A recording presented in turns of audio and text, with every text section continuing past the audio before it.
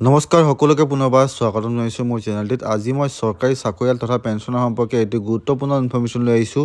ভিডিঅ'টি আৰম্ভ কৰাৰ আগত সকলোকে এটি ৰিকুৱেষ্ট, আপোনালোকে কাইণ্ডলি মোৰ ভিডিঅ'টি স্কিপ নকৰাকৈ শেষলৈকে চাই থাকিব। সপ্তম বে কমিশ্যনৰ শেহতীয়া খবৰ।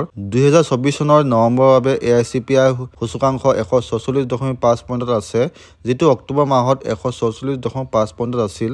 অৱশ্যে ডিয়াৰনেছ এলাউন্স প্ৰায় 0.49% জঁপিয়াই পৰিছে। 2024 চনৰ নৱেম্বৰৰ বাবে AICPI সূচকাংক আহিছে, ইয়াৰ কোনো পৰিৱৰ্তন হোৱা নাই। কিন্তু তথাপিও কৰ্মচাৰীসকলৰ বাবে এটা ভাল খবৰ আহিছে। কৰ্মচাৰীসকলে 56% হাৰত নতুনকৈ ডিয়াৰনেছ এলাউন্স লাভ কৰিব বুলি নিশ্চিত কৰা হৈছে। আচলতে 2024 চনৰ অক্টোবৰ মাহলৈকে DA স্ক'ৰ আছিল 55.05%, কিন্তু নৱেম্বৰৰ পৰিসংখ্যাই 55.54%লৈ বৃদ্ধি পাইছে।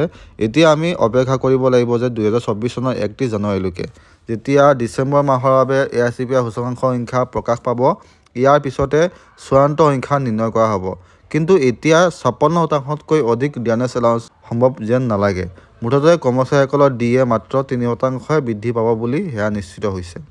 এয়া আছিল আজিৰ ইনফৰমেশ্যন। আশা কৰিছোঁ আপোনালোকে মোৰ ভিডিঅ'টি চাই উপকৃত হৈছে। লগ পাম আন এটি ভিডিঅ'লৈ। তেতিয়ালৈকে stay fit, stay healthy. Bye bye. জয় অসম, জয় হিন্দ।